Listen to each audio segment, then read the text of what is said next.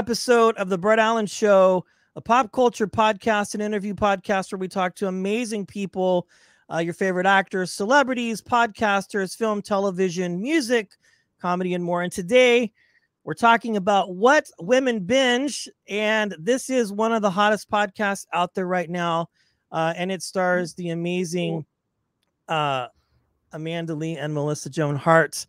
Ladies, thank you for joining me today. It's an honor to have you on the show. What a great intro. Thank you. I know. I'm so flattered.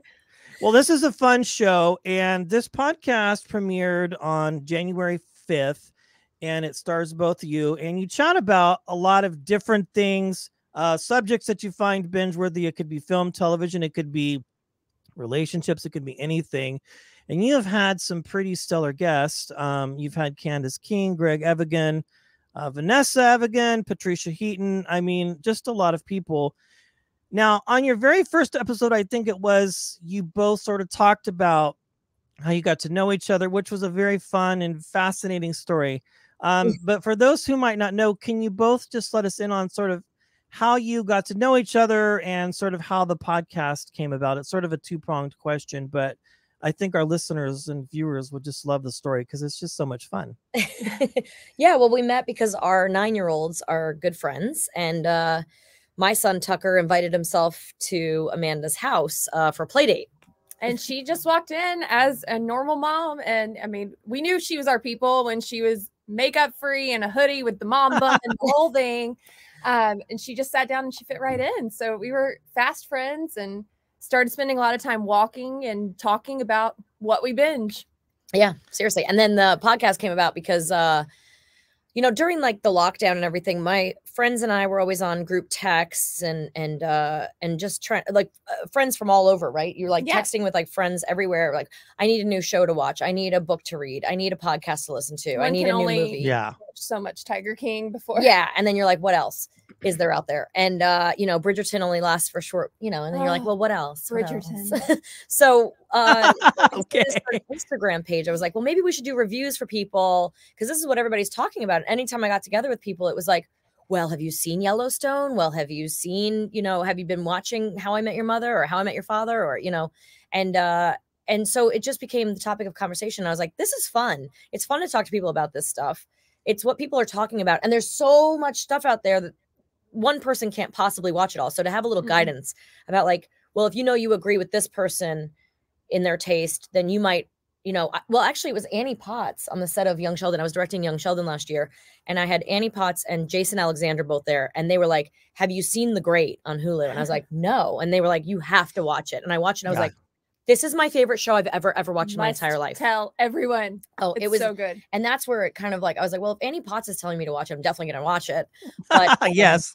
And it was fantastic. I mean, you know, and so it was like, well, let's talk to other people about what they're into. So it's been super fun.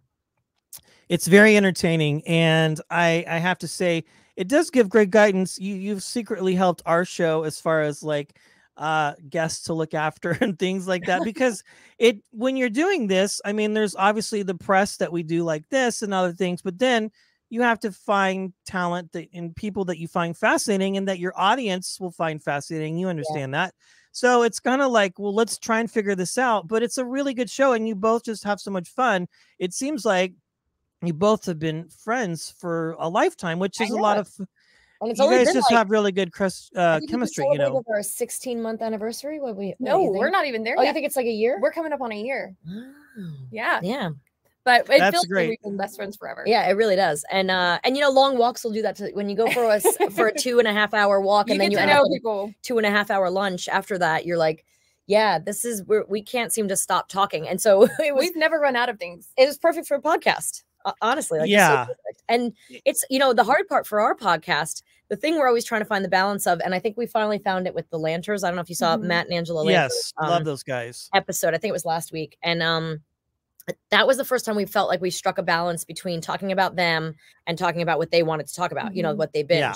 A lot of the time we're so busy asking them fan questions and like, you know, but how did you do this? And tell us something about that. And so that was the first time I feel like we really were able to be like, oh, and let's talk about this show, and let's talk about this book, and let's talk about this podcast. And, you know, so it was the first time we really did our job correctly. Do you find yourself fanning out at all? I'm just very curious because obviously Melissa and Amanda, I'm just curious. Like, I think people would find that interesting because I know I do from time to time. You know, and so it is hard to strike the balance because you want to ask a bunch of like questions, you know, but then it's like, well, what are we here to talk about? What we binge or whatever the case might very be. closely at the Lanterns episode, you will not see anything but starry-eyed Melissa because Matt's a cutie. Matt is so cute. And I liked some of his early work on a show called a few years ago. He was Timeless. Timeless, and Yes. I loved it. So when it was funny because Amanda had suggested Angela, and I was like, well, okay, let me look up Angela Lanter. And then I was like, oh my gosh, that's Matt Lanter's wife. And I want to talk to Matt Lanter about Timeless. And she wanted to talk to him about Obi-Wan. No, not Obi-Wan. Anakin Skywalker on his animated stuff. And, you know, and then we have a future episode coming up. I think it's next week. With Chris Carrabba. This one. Oh my gosh. I have lost her mind. I feel like I should have moved aside on the couch so she could get a little closer and sit on his lap. Because she was just like, oh, like it's a long episode because we couldn't stop talking. Yes. Well, and he sang for us. And he plays some songs. My God. That's amazing. I don't know if you're a Dashboard fan or not, but oh yeah, grew up with those guys. I'm 47, so definitely in that window of that generation. Yeah, it was for sure. phenomenal. You have to listen. It was really good. And then like we're having some wrestlers on. Oh yeah, all my kids will be here later. Family's a big they're big wrestling fans, and so yeah, we're gonna do some stuff with AEW. Yes. And Paul White is coming on for one because I directed him on the Big Show, his Netflix show. So Paul White is Big Show. So but what's so fun about Paul is when I was talking to him, I was like, will you be on my podcast? He's like, sure. I'm like, what are you into? What can I watch to like catch up on what you're into? He's like, I'm really into The Handmaid's Tale. And I was like, oh my gosh, that's one I don't even have to do homework. I know that one. I can't wait to talk to him about it. That's awesome. Yeah, it's always fun when you get people on your show that you are fascinated with or perhaps even grew up with. But I asked that question out of curiosity because I imagine when you, Melissa, do certain interviews, you probably get asked a lot about, you know, the shows that you were a part of and things like that. And I was interviewing Anders Holm yesterday about Inventing Anna on Netflix. He did The Mindy Project and Champions and Workaholics and with Adam Devine. But it's interesting, he said something very similar, not just name dropping here, but it's like people have him on and they ask all these deep cut questions about shows that he was a part of and these fan questions, and sometimes it gets kind of uncomfortable because he doesn't remember it. He's like, when you watch it, it becomes yours at that point. It's no longer mine. You can yell quotes at me on the street if you want, but please don't ask me to quote with you because it's almost virtually impossible.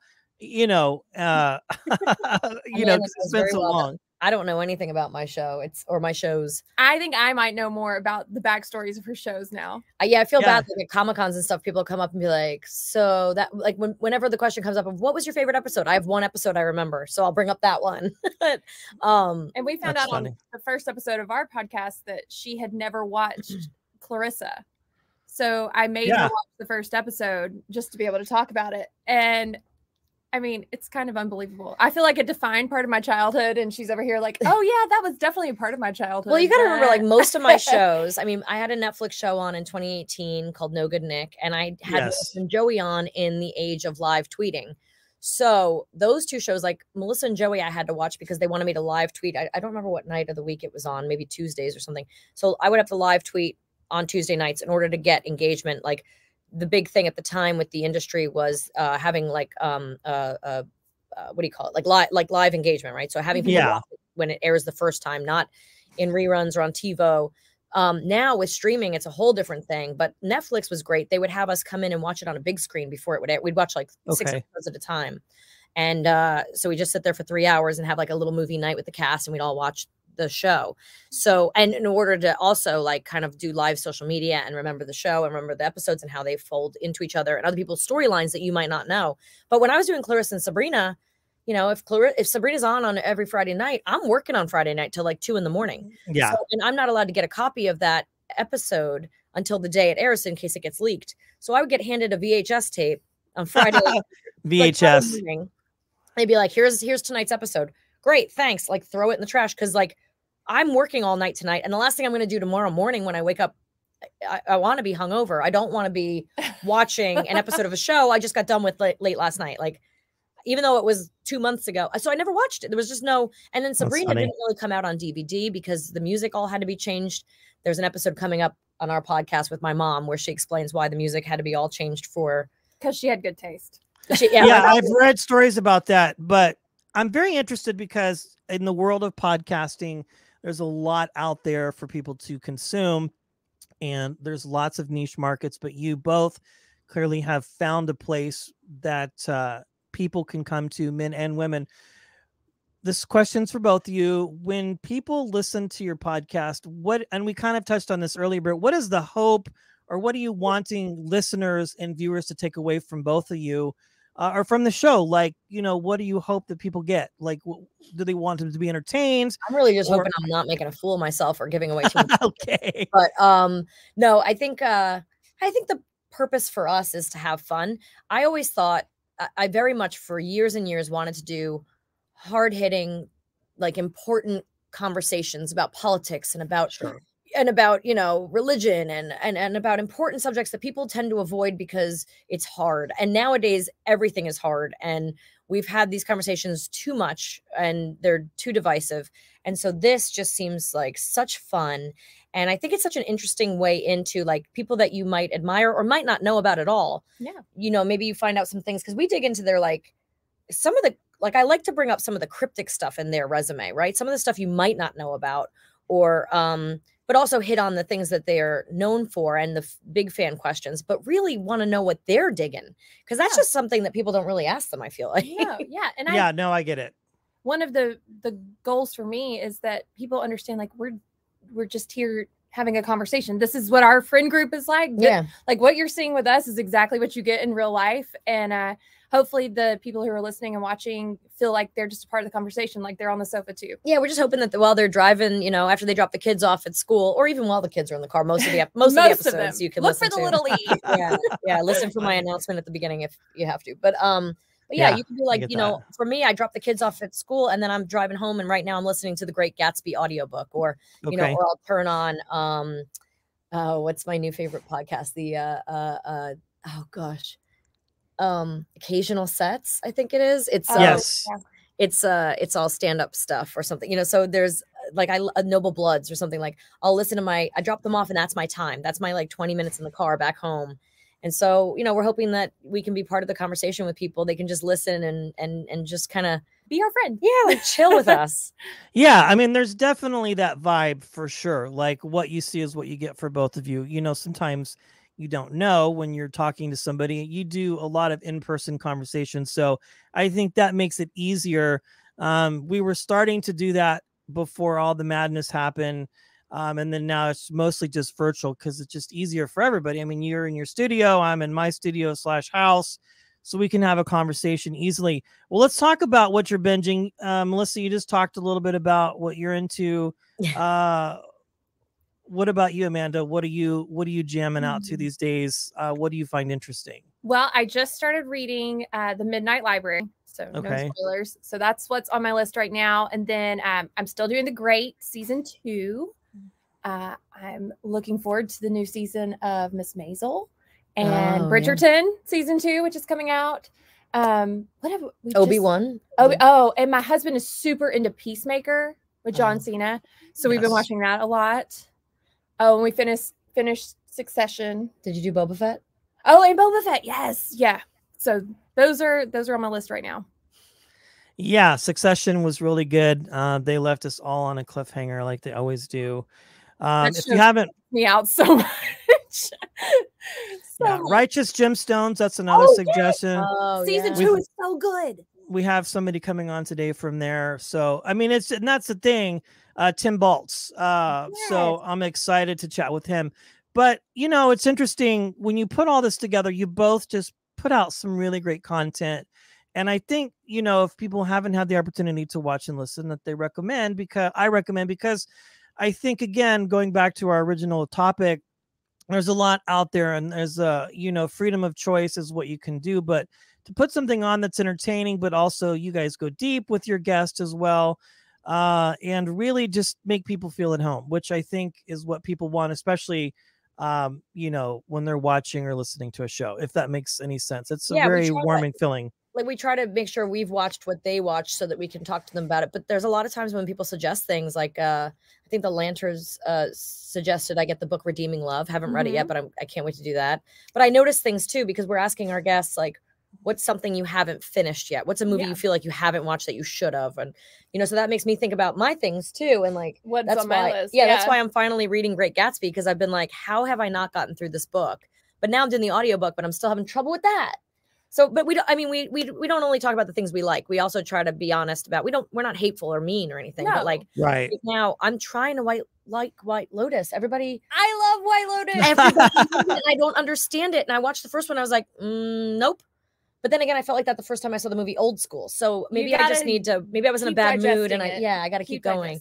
Station 11 I love, but I'm still confused. Like, I think I'm on episode 6 and I'm still like, what's going on? Where's this? Where are these so stories? Beautifully done. Have you seen Station 11 yet? I've watched a few episodes, and it's just because we've had cast on. But I mean, there's so many things that I find myself watching. It's all the One Chicago shows. I'm obsessed. And I've had multiple casts on from those shows. Of course, those moments I find myself fanning out, you know, especially with Chicago PD lately. I had a couple people on, but it's interesting, you know, I digress here, but when you meet people, you find out that they're not what they are on television. I learned that very early on, because I don't know if you do both have this mindset. I did for a while, where I kind of was expecting them not necessarily to be like their characters, but kind of like that same personality. And oftentimes they're very muted and very mellow, which is kind of interesting. Yeah. But any case, I haven't seen that, but White Lotus, I watched that. I found that very fascinating. It's just one of those, you know, Mike White, who wrote the entire thing from School of Rock and all of those types of things.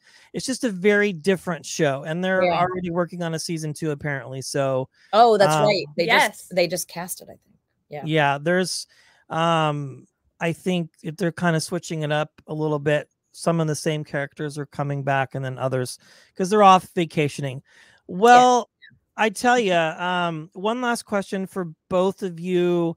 And then we will wrap up this fun chat. Is there any advice for either one of you that you've ever been given in your life that has sort of sustained you and sort of kept you going? We'll start with Amanda. Anything that anybody's ever told you? I mean, right now you're just kind of in a different place in life. You've got this podcast. You're in a public front. I don't know what your life was like before and things like that. Not but like this. Well, any advice? Kids, when mine are a little bit bigger. I think the biggest thing that I have learned through this process is what people think of you is not your business. And as long as you are doing the right thing every day and you feel good about yourself and you're proud of what you're doing, you just keep trucking along. And so that's what I'm doing. I love it. How about you? For me, gosh, my head goes to so many different places. I'm thinking about my mom telling me not to wear mascara when I was in 6th grade. You know, you don't want to burn your eyelashes out. Take care of those. They won't last long. So, you know, listening to that advice. I know now there's extensions. But they have to have something to attach to. I mean, they have to have something to attach to. But then she also told me, like, when I became a mom and I was getting a ton of mom advice, my mom told me, you know, you have good instincts. You're his mother. You do what you think is right and you let the rest go. And that was huge advice, to like be able to be given that freedom of like, I don't have to listen to everybody. Not everybody knows what's going on. Okay. You know, that was huge. And then I go immediately to like Gary Marshall telling me, just tell the story when I was learning how to direct. And he said to me, just tell the story. And I was like, oh, okay. It's that simple. Like, it doesn't have to be fancy camera moves or, you know, like, it's just telling, and make sure you tell the story first and foremost. So I don't know. Those were the first 3 things that popped in my head. Mostly a lot of be yourself and who cares? Yeah, exactly. Exactly. Yeah, no, I think that's fantastic. Well, thank you both so much for your time. Again, What Women Binge. It is available everywhere you listen to podcasts, and we will make sure to link it in our show notes so people can access it and check it out. Thank you both. Thank you Mel so much. and Amanda. It's been a pleasure chatting with you. Thank you so much. Thank you. You too. Thank you. Have a great day. Take care, Brett. Bye. Bye now.